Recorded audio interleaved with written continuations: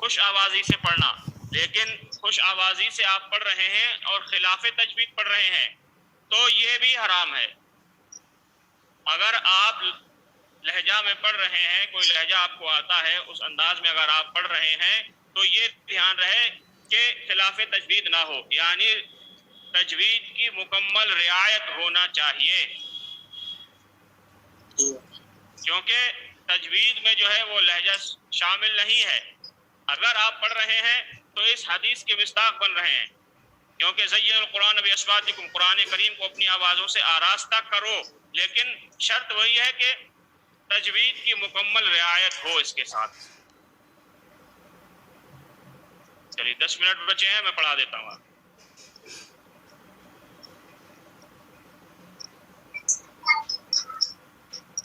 हुरूफ असलिया के मखारिज हस्ब झेल हैं। कायदा नंबर 1, शुरू हलक से हमजा हा, दरमियान हलक से ऐन हा, आखिर हलक से गैन खा अदा होते हैं। इसको इस तरह नहीं बोलना है। अगर किसी ने पूछा भैया शुरू हलक से कौन से हर्फ अदा होते हैं, तो इस तरह से तसाहुली के साथ बता दिया हमजा हा, या दरमियान हलक से हर्फ अदा होने वाले कौन से ऐन हा। आपको इस तरह भी बताना है तो उसके मखरज से ही बोलना है, ऐन हा या गैन खा।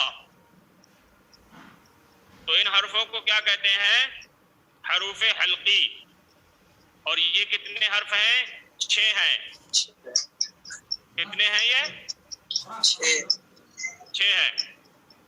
इनको क्या बोलते हैं? हरूफ हल्की।